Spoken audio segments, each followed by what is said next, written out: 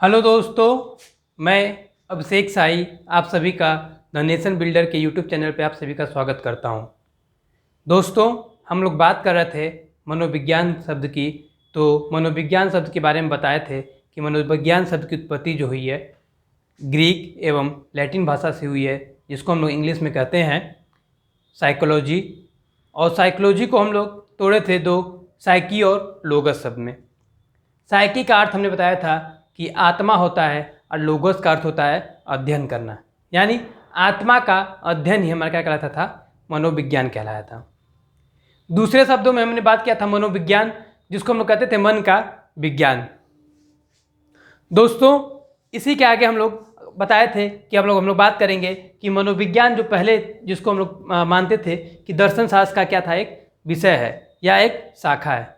बाद में लोग इसको परिभाषित करते गए कि मनोविज्ञान को हम लोग किस प्रकार से परिभाषित कर दें कि ये दर्शन शास्त्र के विषय से क्या हो जाए, अलग हो जाए।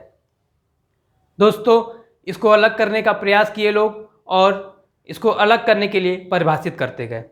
दोस्तों, उसी के संदर्भ में आज हम लोग बात करेंगे कि इसको किस हिसाब से बांटते गए। दोस्तों, अगर युग की बात करें, शताब्दी की बात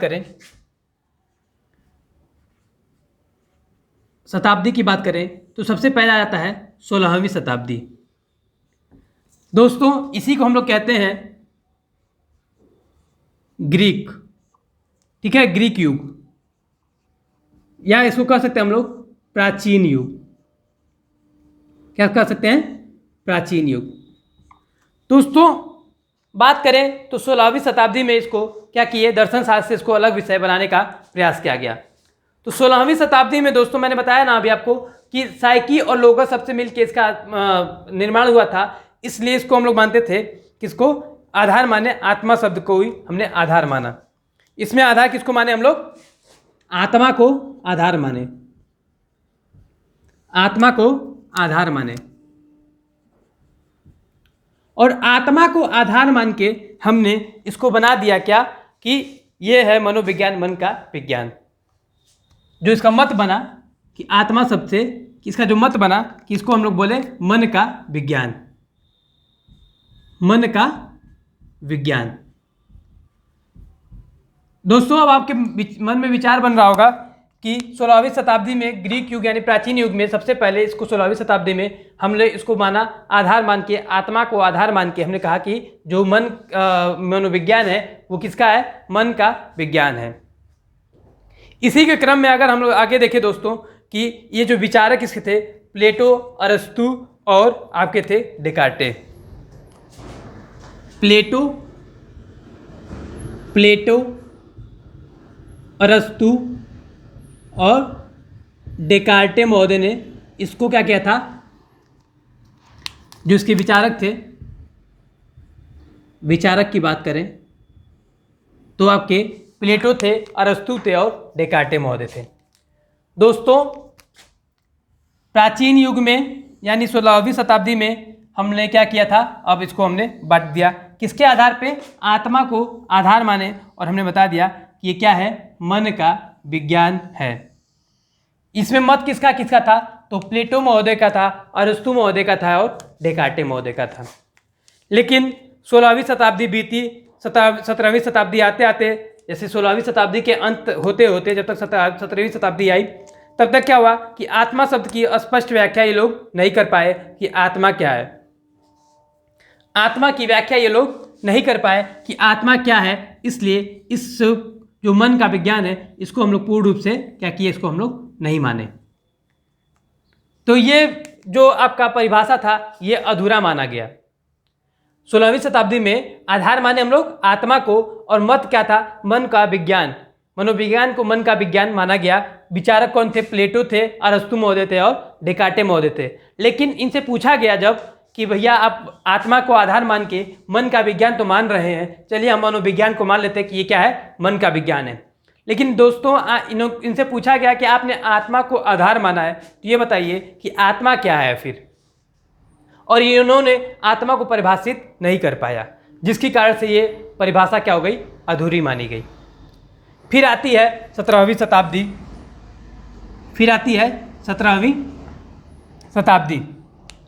तो 17वीं शताब्दी जब आती है तो ये इसमें हमने माना कि मन या मस्तिष्क का विज्ञान, इसमें हमने माना मन या मस्तिष्क का विज्ञान, इसमें भी हमने माना मन एवं मस्तिष्क का विज्ञान, मन एवं मस्तिष्क का विज्ञान हमने इसको माना 17वीं शताब्दी में। तो दोस्तों इसमें जो था ये पाम्पानोजी महोदय थे। कौन थे? पाम्पानोजी।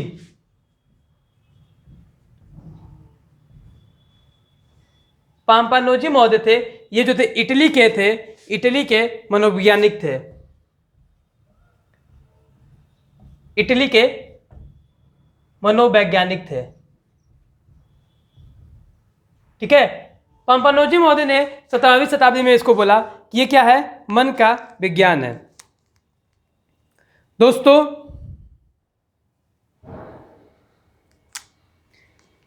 ये था हमारा मध्य युग। ये हमारा क्या था? मध्य युग। और मध्य युग में पाम्पानोजी महोदय ने इसको परिभाषित करने का प्रयास किया कि उस समय 17वीं शताब्दी चल रही थी और इसको उन्होंने बोला कि मन का या मस्तिष्क का विज्ञान है। ये थे हमारे पाम्पानोजी महोदय। लेकिन कुछ समय बीता ही था और इन्होंने क्या किया था कि मन और मस्तिष्क को आधार भी माना था। आधार भी इन्होंने किसको माना था? मन को माना था एवं मस्तिष्क को आधार माना। इन्होंने आत्मा को आधार नहीं माना, इन्होंने मन को और मस्तिष्क को आधार माना कि जो है आपका मन और मस्तिष्क को आधार मान के इन्होंने माना कि ये क्या है? मन या मस्तिष्क का ही विज्ञान है। दोस्तों आगे चल के इनकी जो परिभाषा थी उसको भी अमान्य कर दी गई। और क्यों हुई?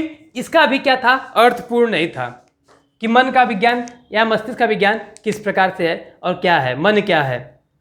जैसे इसमें प्रश्न पूछा गया कि आत्मा क्या है।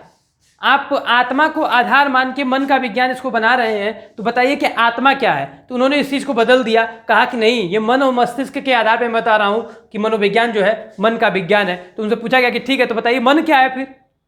तो इनकी भी अर्थ पूर्ण मानी गई कि इन्होंने मन को परिभाषित नहीं कर पाया कि मन क्या है। आपने मन के हिसाब से बता तो दिया कि मनोविज्ञान क्या है, मन का विज्ञान है, लेकिन इन्होंने मन के बारे में पूर्ण रूप से व्याख्या नहीं कर पाए कि मन क्या है। इसलिए ये परिभाषा भी क्या हो गई? अपूर्ण मानी गई। पाम्पानोजी महोदय भी क्या हो गए? गलत साबित हो गए। फिर आती है 17वीं शताब्दी, जैसे जैसे बीतती है वैसे ही आता है इनका 19वीं शताब्दी। फिर आती है 19वीं शताब्दी। सोचिए ये 200 साल तक चलता रहा है कि क्या है? मन एवं मस्तिष्क का विज्ञान है। लेकिन यह अपूर्ण माना गया कब? आधुनिक युग में, जब 19वीं शताब्दी आती है। फिर हम लोग बात करते हैं आधुनिक युग की। आधुनिक युग यानी 19वीं शताब्दी। 19वीं शताब्दी आती है, इसमें हम लोग आधार मानते हैं चेतना को। इसमें हम लोग आधार मानते हैं चेतना को और मनोविज्ञान को हम लोग मान लेते हैं चेतना का विज्ञान।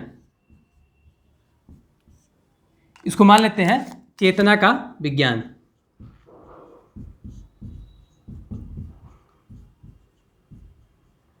चेतना का विज्ञान क्या है दोस्तों? तो ये कुछ दिन तक चला कि इन्होंने माना कि मनोविज्ञान क्या है? चेतना का विज्ञान है।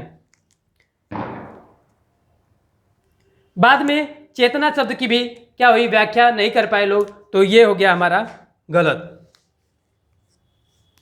इसकी जो परिभाषा किए थे विलियम वुंट महोदय, विलियम वुंट, विलियम जेम्स महोदय ने इसकी व्याख्या की थी। विलियम वुंट और विलियम जेम्स, और कहें तो जेम्स सली टिचनर महोदय ने बोला था कि चेतना का विज्ञान है। दोस्तों यहीं पे आपको एक चीज़ बता दें कि एक मनोवैज्ञानिक है जो है विलियम मैकडूगल। कौन है? विलियम मैकडूगल, जिनकी पुस्तक है आउटलाइन साइकोलॉजी।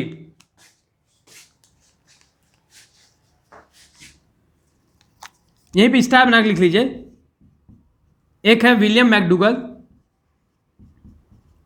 मैकडूगल, और इनकी जो बुक है, वो है आपकी इनकी आउटलाइन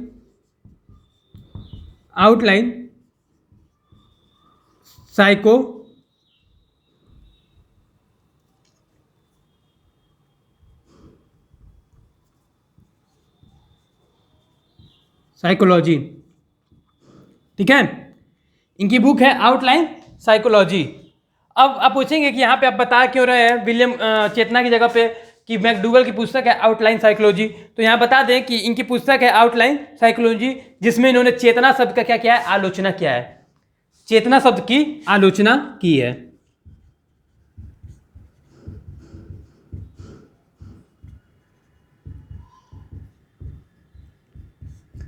दोस्तों यहाँ से क्वेश्चन बना है कि मैकडूगल की पुस्तक कौन सी है, तो आउटलाइन साइकोलॉजी, जिसमें इन्होंने चेतना शब्द की क्या क्या किया है, आलोचना किया है। ठीक है, तो कभी भी पूछ देता है कि आउटलाइन साइकोलॉजी में चेतना शब्द का आलोचना किसने किया है, तो वो किए हैं मैकडूगल महोदय ने। दोस्तों इसी क्रम में अगर आगे बढ़े तो फिर आ जाता है आपका आज 20वीं शताब्दी में, जिसमें हम लोग व्यवहार का आधार मानते हैं। आ जाती है हमारी 20वीं शताब्दी, जिसमें आधार हम मानते हैं, किसको, व्यवहार को। ठीक है, तो मनोविज्ञान क्या बन जाता है, व्यवहार का विज्ञान बन जाता है आपका मनोविज्ञान। दोस्तों ये था आपका 20वीं शताब्दी में, यानी पहले हम लोग ग्रीक युग, प्राचीन युग से शुरू किए कि 16वीं शताब्दी में आत्मा को आधार मानते हैं, और जिसके आधार बताया गया कि ये क्या है, मन का विज्ञान है, जिसके विचारक थे आपके प्लेटो साहब, अरस्तु और डेकार्टे महोदय ने। लेकिन जब इनसे पूछा गया कि सर आप ये बताइए कि आत्मा शब्द क्या है, तो इन्होंने आत्मा शब्द की परिभाषित नहीं कर पाए, इसलिए इनकी परिभाषा को क्या क्या माना गया, अपूर्ण माना गया। फिर दोस्तों 16वीं शताब्दी बीतती है, तब तक 17वीं शताब्दी शुरुआत होती है। फिर 17वीं शताब्दी में बात करें तो दोस्तों ये मध्य युग था, जिसमें मानते हैं हम लोग मन और मस्तिष्क को आधार मान के पाम्पानोजी महोदय कह देते हैं कि ये क्या है, मन एवं मस्तिष्क का विज्ञान है। कुछ दिन तक ये चलता रहा कि मन एवं मस्तिष्क का विज्ञान है, मनोविज्ञान क्या है, मन एवं मस्तिष्क का विज्ञान है, किसके आधार पे, मन और मस्तिष्क के आधार पे। लेकिन फिर धीरे धीरे समय बीता, 17वीं शताब्दी बीती, 18वीं शताब्दी आती है, तो 18वीं शताब्दी के अंत तक आते आते फिर इनसे पूछा गया कि ये बताइए भैया मन एवं मस्तिष्क क्या होता है, तो ये लोग मन और मस्तिष्क को भी परिभाषित नहीं कर पाए। तो फिर बात आती है कि फिर परिभाषा को बदला जाए। फिर 19वीं शताब्दी आती है, जिसमें माना जाता है चेतना को आधार मान के कि मनोविज्ञान क्या है, चेतना का विज्ञान है। फिर विलियम वुंट, जेम्स सल्ली और टिचनर बताते हैं कि मनोविज्ञान क्या है, चेतना का विज्ञान है। सभी में होड़ लगी हुई है कि नहीं हमारी परिभाषा क्या है, पूर्ण है, सब में होड़ लगी हुई है, समय बीतता जा रहा है। फिर 19वीं शताब्दी आती है, तो जिसमें बोलते हैं कि ये चेतना का विज्ञान है, तो तभी मैकडूगल साहब आ जाते हैं 19वीं शताब्दी के लास्ट में, यानी 20वीं शताब्दी तक मैकडूगल महोदय आ जाते हैं, कहते हैं कि चेतना शब्द क्या है। इन्होंने चेतना शब्द की इतनी आलोचना करते हैं अपनी पुस्तक आउटलाइन साइकोलॉजी में कि ये चेतना शब्द का भी परिभाषित नहीं लोग कर पाते हैं, तो ये क्या हो जाता है, गलत हो जाता है। इसकी भी परिभाषा को क्या कर दिया जाता है, अपूर्ण मान लिया जाता है। फिर आता है आपका 20वीं शताब्दी, जिसमें हम लोग क्या करते हैं, व्यवहार को आधार मानते हैं।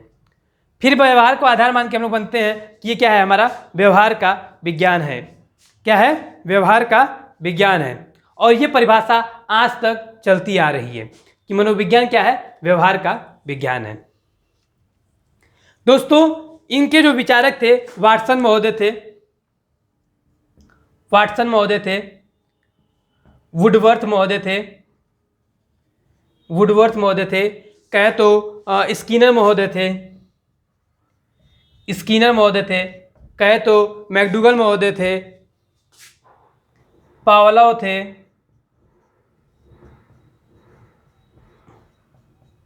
मैकडूगल थे, कहे तो थार्नडाइक थे। ये लोग किसको माने, मनोविज्ञान में किसको आधार माने, इन्होंने व्यवहार को आधार माना और कहा कि मनोविज्ञान क्या है, व्यवहार का विज्ञान है। दोस्तों इसको आप नोट डाउन कर लीजिए। आशा करता हूँ आपको समझ में आया होगा कि आज मनोविज्ञान को व्यवहार का विज्ञान माना जाता है। दोस्तों, इसकी शुरुआत हमने की है कि आज की क्लास में हमने बताया था कि मनोविज्ञान शब्द की जो उत्पत्ति हुई है वो हुई आपकी दर्शन शास्त्र से। यानी दर्शन शास्त्र का जो निर्माण हुआ है दर्शन से हुआ है। यानी देखिए आप, दर्शन मीन्स होता है देखना, दर्शन शास्त्र का निर्माण भी हुआ है दर्शन से। यानी दर्शन मीन्स कहते हैं हम लोग किसी को चीज़ को देखना, दर्शन करना यानी देखना। और किसी चीज़ को देखते हैं और देखने के बाद हमारे मन में जो विचार सबसे पहले उत्पन्न होता है उसी को हम लोग कहते हैं दर्शन शास्त्र। मनोविज्ञान को भी सबसे पहले दर्शन शास्त्र का एक विषय माना जाता था। बाद में इसको परिभाषित करने लगे लोग कि मनोविज्ञान शब्द को परिभाषित करके इसको अलग विषय बनाया जाए। फिर अलग विषय बनाने के होड़ में लोग इसको परिभाषित करने लगे।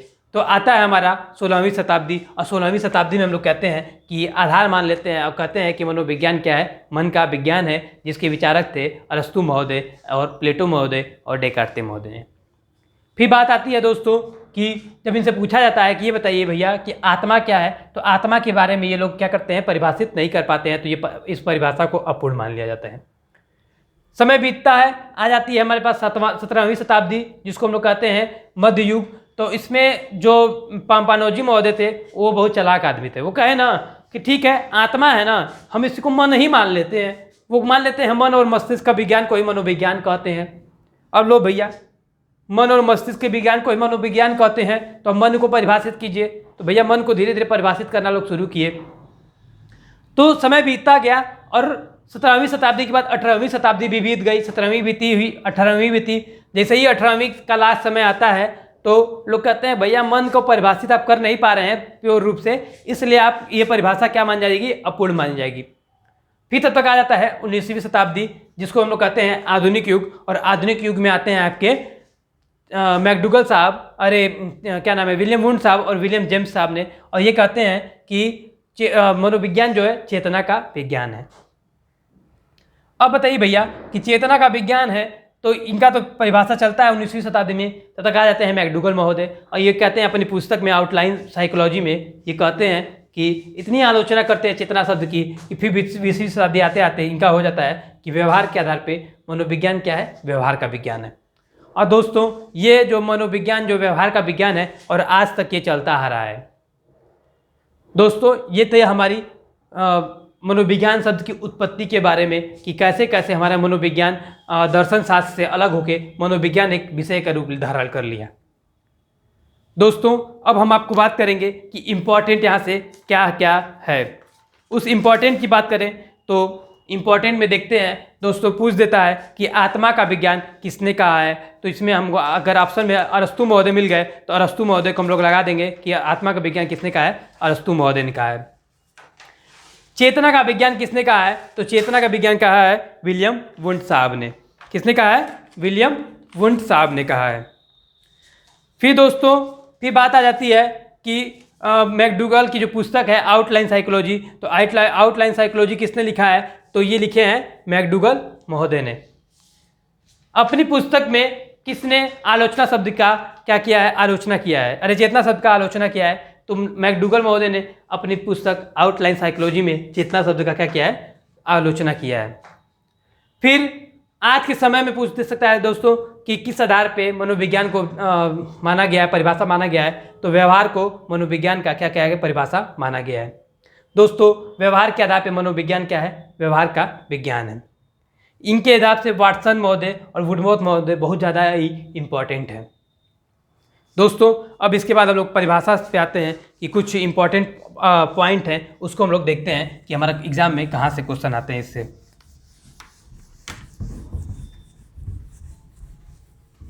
दोस्तों, बात करें तो ये हमारी मनोविज्ञान की अभी शुरुआत हो रही है कि इससे हमारे बहुत एक क्वेश्चन फंसते हैं, 1 से 2 क्वेश्चन फंसते हैं। अगर अभी हम लोग पढ़ेंगे कि शिक्षा में मनोविज्ञान का उपयोग कैसे होता है, और थार्नडाइक महोदय को पढ़ेंगे, पावलोव महोदय को पढ़ेंगे, स्किनर को पढ़ेंगे, ठीक है। फिर हम लोग बुद्धि पढ़ेंगे कि बुद्धि कितने प्रकार की होती है। फिर हम लोग पढ़ेंगे कि अध्ययन अध्यापन को पढ़ेंगे। तो अभी इसमें बहुत कुछ पढ़ने को है, लेकिन हम लोग हर टॉपिक को देखते हुए चलेंगे कहाँ से हमारा टॉपिक इंपॉर्टेंट है। दोस्तों, अब यहाँ से बात करते हैं परिभाषा को। तो परिभाषा की बात करें तो वाटसन महोदय कहते हैं मनोविज्ञान व्यवहार का क्या है, धनात्मक विज्ञान के रूप में परिभाषित किया। मनोविज्ञान को व्यवहार के धनात्मक विज्ञान के रूप में परिभाषित किया। वाटसन महोदय का परिभाषा लिख लीजिए। परिभाषा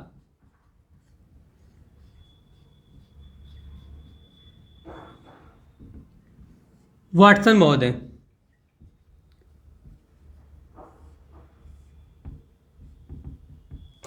क्या है, मनोविज्ञान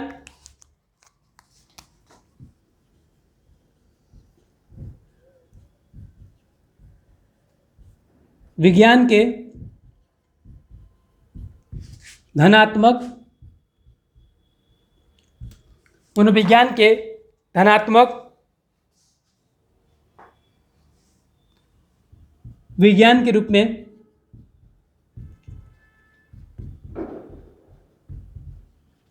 परिभाषित किया।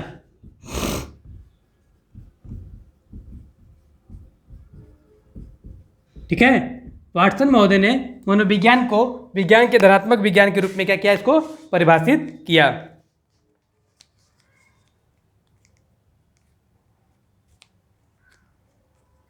मैकडूगल महोदय मानते हैं कि मनोविज्ञान जो है व्यवहार का एवं आचरण का विज्ञान है। मैकडूगल मानते हैं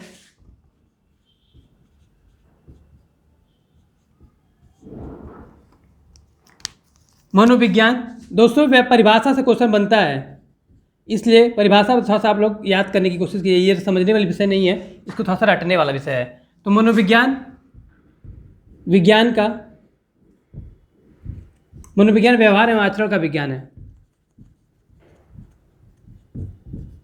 व्यवहार एवं आचरण का विज्ञान है। किसने कहा है? मैकडूगल महोदय ने। दोस्तों ये थी परिभाषा मैकडूगल की।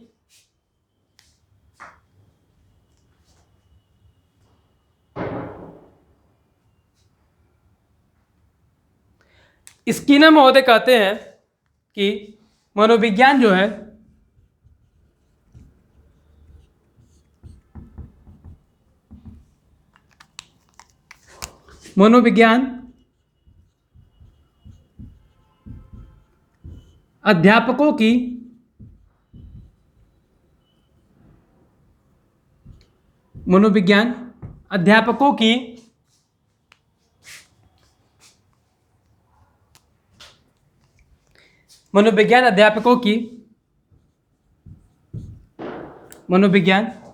अध्यापकों की तैयारी की आधारशिला है। ठीक है, जो इंपॉर्टेंट कोटेशन है मैं उसी को लिखवा रहा हूं। ठीक है, तो वाटसन महोदय कहते हैं कि मनोविज्ञान जो है विज्ञान का धनात्मक विज्ञान है। ठीक है, रूप में जानते हैं किसको, वाटसन महोदय कहते हैं। मैकडूगल महोदय कहते हैं मनोविज्ञान व्यवहार एवं आचरण का विज्ञान है। ये आप परिभाषा से ही मैकडूगल साहब को आप देखिएगा कि मनोविज्ञान को परिभाषा के रूप में इन्होंने आचरण और व्यवहार का विज्ञान माना है। स्किनर महोदय कहते हैं कि मनोविज्ञान अध्यापकों की तैयारी की आधारशिला है। ठीक है, और दोस्तों इसमें हम लोग बात करें तो वाटसन महोदय कहते हैं, प्रमुख कोटेशन में स्टार बना के लिखिएगा,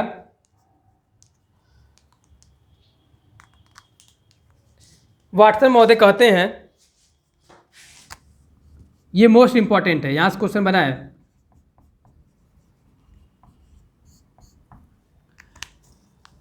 ये कहते हैं कौन? वाटसन महोदय,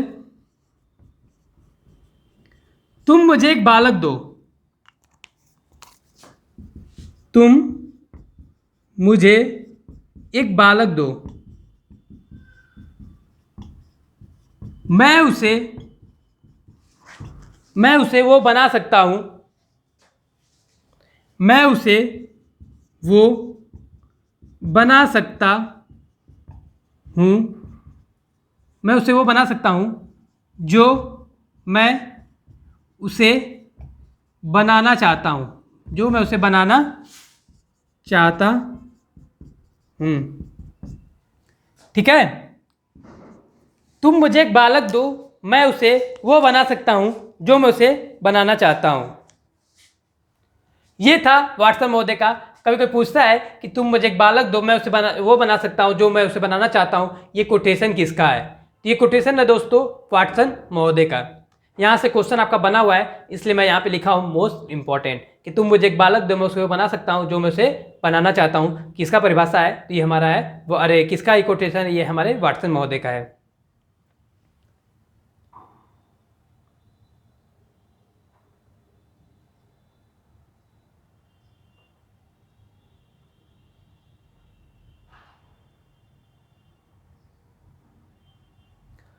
इसके बाद दोस्तों जो हमने आपको बताया था कि जो मनोविज्ञान को हमने 16वीं शताब्दी से लेकर आधुनिक युग तक, मतलब आज तक के क्या किया है, उसको जो परिभाषित किए हैं उसके हिसाब से वुडवर्थ महोदय के अनुसार कहते हैं। इससे भी क्वेश्चन बना है कि वुडवर्थ के अनुसार, वुडवर्थ के अनुसार, किसके अनुसार? वुडवर्थ के अनुसार मनोविज्ञान ने सर्वप्रथम मनोविज्ञान ने सर्वप्रथम अपनी आत्मा का त्याग किया, आत्मा का त्याग किया। फिर उसने मन मस्तिष्क का त्याग किया। मनोविज्ञान ने सर्वप्रथम अपनी आत्मा का त्याग किया, फिर उसने मन व मस्तिष्क का त्याग किया, फिर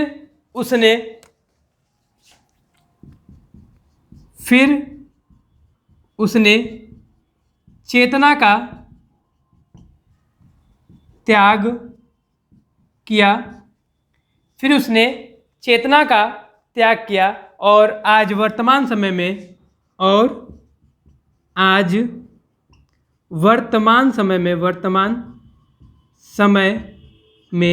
व्यवहार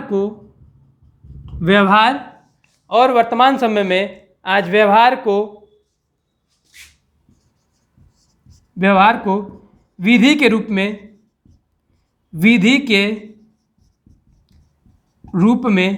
स्वीकार किया है।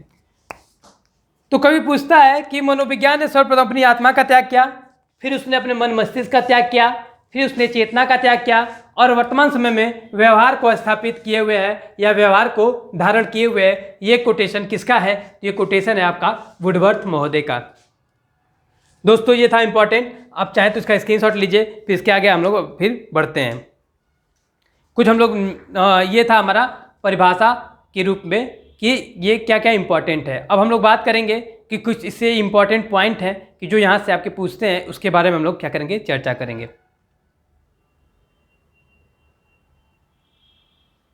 आशा करता हूँ आप लोग इसको उतार लिए होंगे। अब हम लोग इसको क्या करते हैं, इरेज करते हैं।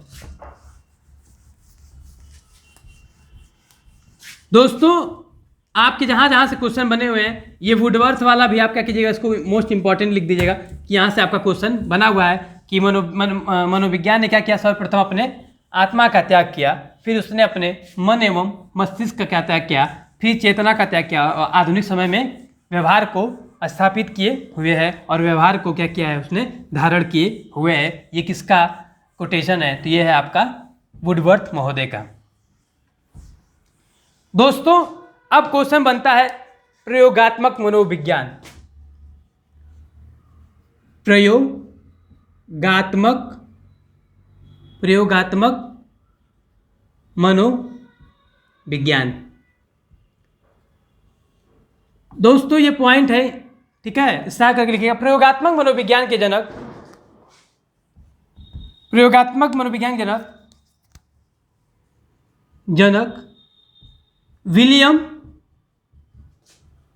विलियम वुंट को माना जाता है। किसको?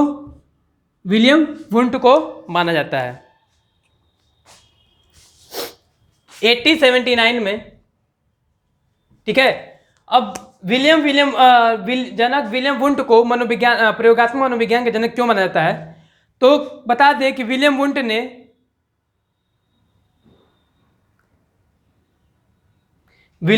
लिखवा देते हैं, विलियम वुंट ने क्यों माना जाता है? तो विलियम वुंट ने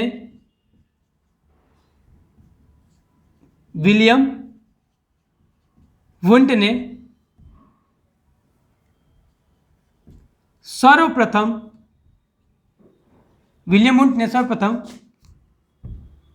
जर्मनी के लिपजिंग शहर में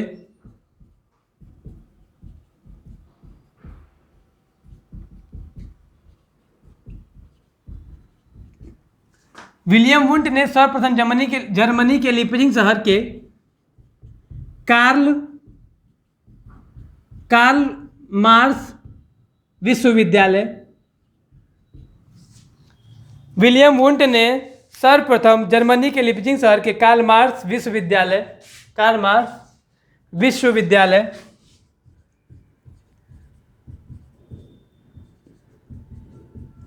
कब? तो 1879 ईस्वी में, ठीक है। विश्वविद्यालय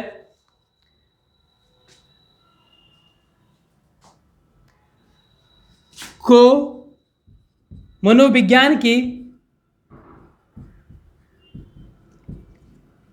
प्रयोगशाला के रूप में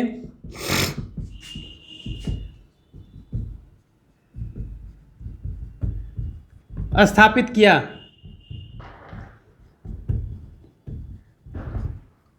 ठीक है, देखिए विलियम वुंट ने ही 1879 ईस्वी में, ठीक है, जर्मनी के लिपजिंग शहर के कार्ल मार्क्स विश्वविद्यालय में क्या किया था? मनोविज्ञान को की प्रथम प्रयोगशाला क्यों क्या किए थे? स्थापित किए थे। ठीक है, इसलिए विलियम वुंट को प्रयोगात्मक मनोविज्ञान का जनक माना जाता है। ठीक है, ये याद रखिएगा, प्रयोगात्मक मनोविज्ञान का जनक किसको माना जाता है? तो विलियम वुंट को माना जाता है, क्योंकि इन्होंने जर्मनी के लिपजिंग शहर के कार्ल मार्क्स विश्वविद्यालय में क्या किया था? सर्वप्रथम मनोविज्ञान की प्रथम प्रयोगशाला स्थापित की थी।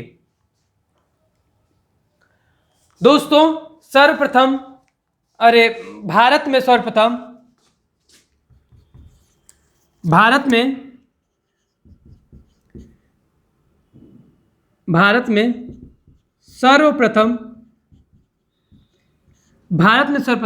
1915 में सेनगुप्त द्वारा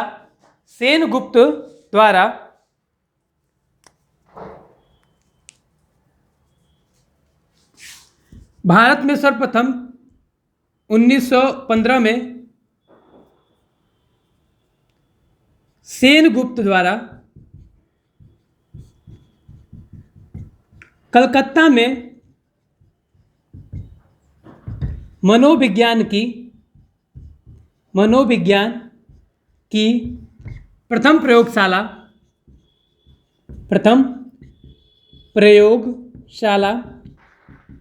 स्थापित की गई। दोस्तों प्रयोगात्मक मनोविज्ञान के जनक विलियम वुंट को माना जाता है, क्योंकि 1879 ईस्वी में इन्होंने जर्मनी के कार्ल मार्क्स विश्वविद्यालय में, लिपजिंग शहर के कार्ल मार्क्स विश्वविद्यालय में क्या किया था? प्रयोगशाला स्थापित की थी, मनोविज्ञान की प्रथम प्रयोगशाला स्थापित की थी। और 1915 में भारत में सेनगुप्त द्वारा कलकत्ता विश्वविद्यालय में क्या किया गया था? कि प्रयोगशाला स्थापित की गई थी। इसलिए भारत में सर्वप्रथम कहा पूछे कि प्रयोगात्मक मनोविज्ञान के जनक कौन माने जाते हैं? तो सेनगुप्त को माना जाता है।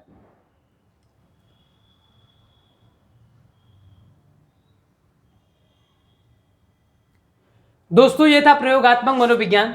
ठीक है, अब हम लोग बात करते हैं कि मनोविज्ञान के जनक फिर किसको माना जाता है? प्रयोगात्मक मनोविज्ञान के जनक विलियम वुंट को माना जाता है। तो मनोविज्ञान के जनक किसको माना जाता है? तो अब हम जानते हैं मनोविज्ञान के जनक।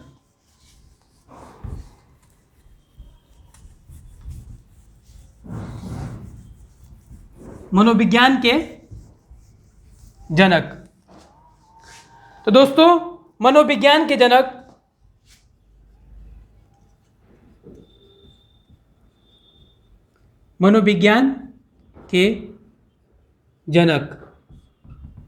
दोस्तों मनोविज्ञान के जनक की बात करें तो मनोविज्ञान के जनक हैं वो आपके हैं विलियम जेम्स।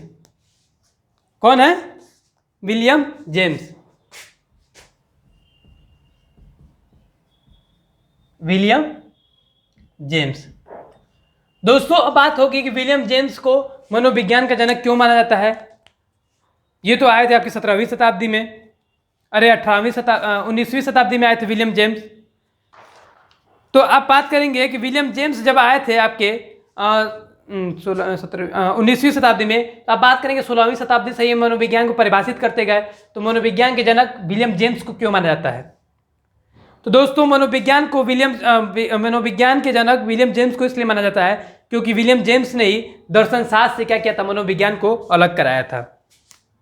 विलियम जेम्स से ही मनोविज्ञान को दर्शन शास्त्र से अलग कराया था, इसलिए मनोविज्ञान के जनक विलियम जेम्स को माना जाता है। ठीक, पूछ सकता है कि प्राचीन मनोविज्ञान के जनक,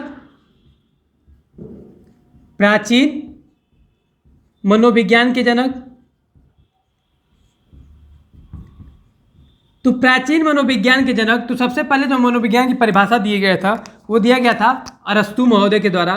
तो कह सकते हैं कि प्राचीन मनोविज्ञान के जनक कौन है, अरस्तु महोदय हैं। दोस्तों ये था हमारा प्राचीन मनोविज्ञान के जनक और मनोविज्ञान के जनक।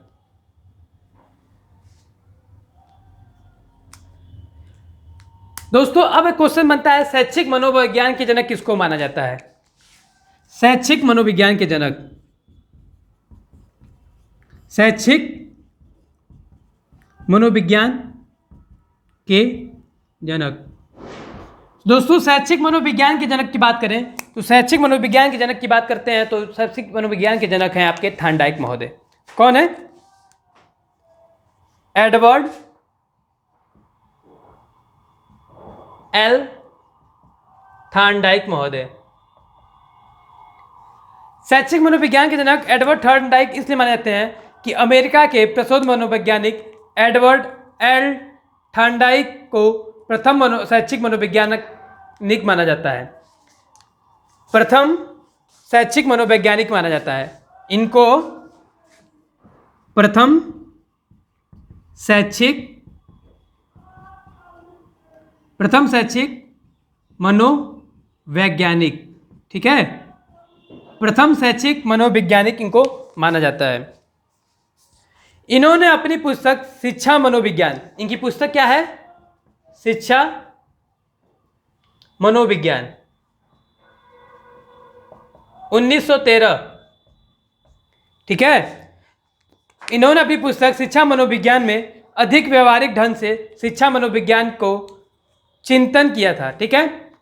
शिक्षा मनोविज्ञान की बहुत अच्छे से चिंतन करके इन्होंने शिक्षा मनोविज्ञान को विकसित किया था, ठीक है। और 20वीं शताब्दी में शिक्षा मनोविज्ञान को स्पष्ट शाखा या विषय के रूप में क्या किया था, विभाजित किया था। शिक्षा मनोविज्ञान को मनोविज्ञान में ही क्या किया था, अलग विषय के रूप में क्या किया था, विस्थापित किया था। इसलिए शैक्षिक मनोविज्ञान के जनक किसको माना जाता है, थॉर्नडाइक महोदय को माना जाता है। और मनोविज्ञान शब्द की का जो प्रयोग है सर्वप्रथम किसने किया था, मनोविज्ञान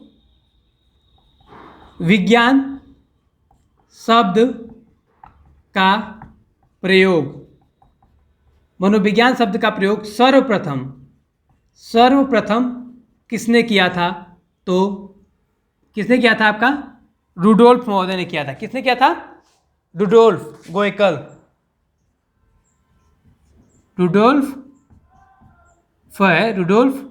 गोएकल ने किया था, ठीक है। ये था आपका मनोविज्ञान से इंपॉर्टेंट टाइप के क्वेश्चन, और ये था इंपॉर्टेंट टाइप का कंटेंट जहां से आपके क्वेश्चन बनते हैं। तो दोस्तों शिक्षा मनोविज्ञान के जनक एडवर्ड एल थॉर्नडाइक, मनोविज्ञान के जनक विलियम जेम्स, प्राचीन मनोविज्ञान के जनक अरस्तु महोदय को माना जाता है। प्रयोगात्मक मनोविज्ञान के जनक तो विलियम वुंट को माना जाता है। ये क्वेश्चन आपके बने हुए हैं कि प्रयोगात्मक मनोविज्ञान के जनक कौन है, मनोविज्ञान के जनक किसको माना जाता है, शैक्षिक मनोविज्ञान के जनक कौन है, ये आपके यहाँ से क्वेश्चन बनते हैं। तो दोस्तों आज के लिए बस इतना ही, कल हम लोग शुरू करेंगे अपने सिलेबस को। और मतलब ये भी आपका सिलेबस का ही पार्ट था, लेकिन ये था थोड़ा बहुत क्वेश्चन कि मनोविज्ञान और शिक्षा मनोविज्ञान कहाँ से इसकी उत्पत्ति होती है। अब हम लोग बात करेंगे कल से अपने अध्ययन अध्यापन के रूप में जो मनोविज्ञान में हमारा पढ़ा जाता है, स्किनर को, पावलोव को, वुडवर्थ को, ठीक है, थॉर्नडाइक को, ये सब चीज़ें हम लोग अब आगे पढ़ेंगे और देखेंगे कि कहाँ कहाँ से हमारे क्वेश्चन बने हैं। दोस्तों आज के लिए इतना ही। आशा करता हूँ आप लोग की दिवाली अच्छी रही होगी और सभी लोग सेफ दिवाली क्या किए होंगे, मनाए होंगे। सभी लोगों के लिए धन्यवाद और एक बार फिर से दिवाली की हार्दिक शुभकामनाएं।